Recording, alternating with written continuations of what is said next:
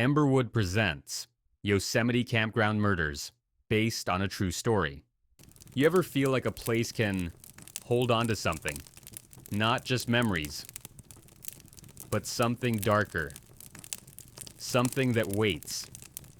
That's Yosemite. Millions visit each year to hike, to camp, to see those towering cliffs and the endless blue sky. But in 1999, something else was there. Something that smiled at tourists and waited. February 15th. Carol Sund, her 15-year-old daughter Julie, and family friend Silvina Peloso checked into the Cedar Lodge just outside the park. It was supposed to be the trip of a lifetime. A mother-daughter getaway. They never checked out. No broken windows. No signs of a struggle. Their red rental car vanished too. 1 minute, they were eating pizza in the motel restaurant. The next, gone. The FBI got involved fast. The family was from Eureka. Well-known, well-liked.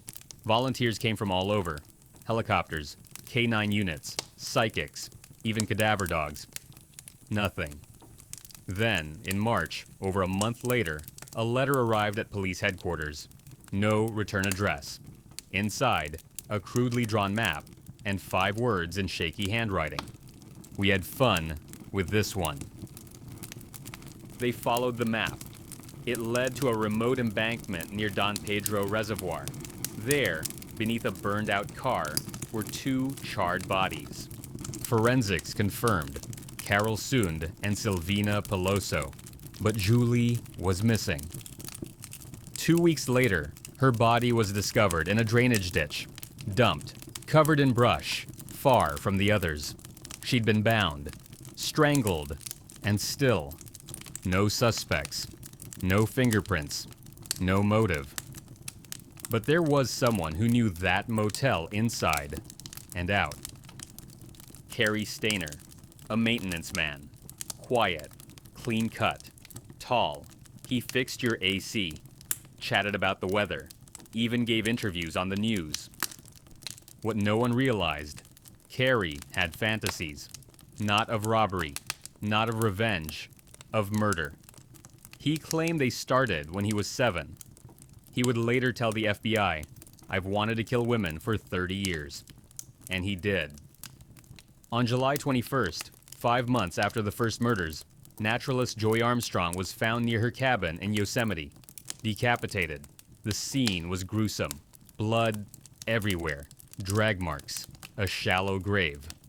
Stainer fled. But not far. FBI agents found him at a nudist colony in Sacramento. He confessed almost immediately. No tears. No remorse. Said it felt like relief. And here's the strange twist.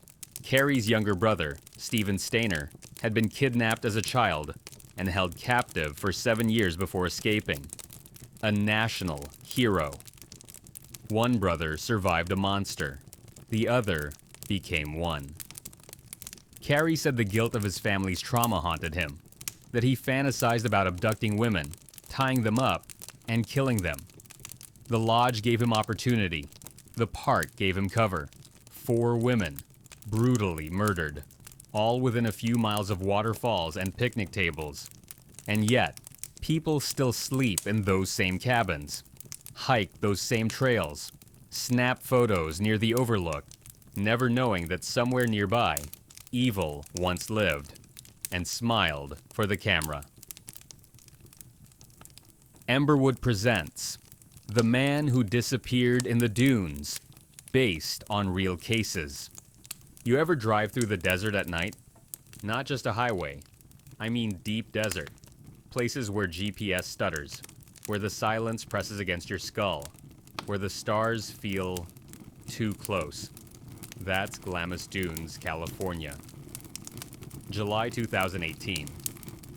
Ryan Lancaster, photographer, 32, introvert, careful, drove out with a plan. Solo shoot under the Milky Way.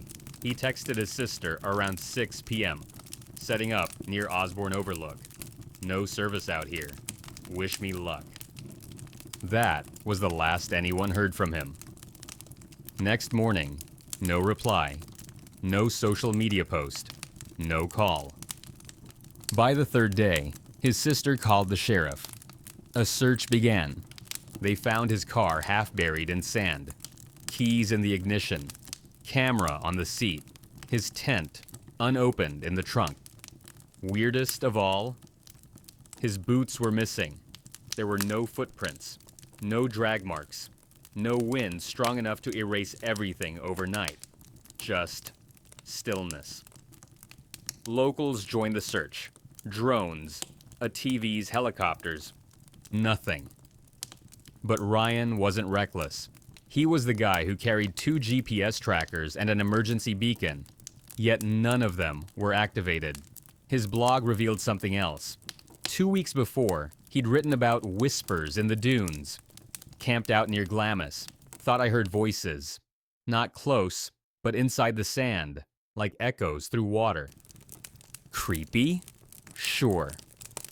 But chalk it up to wind, right? Except one audio clip caught something else. A low thrum.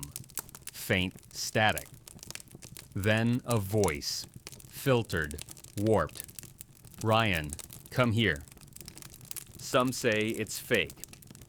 But that file was time-stamped, uploaded 3 days before he vanished. In the months after, 3 more people disappeared near the same overlook. One left behind an eerie voicemail. Something's watching from the ridge. No eyes. Just shape. Some point fingers at cartels, citing nearby smuggling routes. Others say it's dehydration, hallucination. But here's the thing. The bodies never turn up. In Glamis, it's not just sand. Beneath it are old testing grounds, caves, abandoned mining shafts, and stories. Old Yuma legends speak of dune spirits, shapeshifters who lure wanderers deeper by mimicking voices. Ryan's mother still leaves notes on desert forums every July. If someone finds his boots, bring them home. But no one has, and the wind just keeps blowing.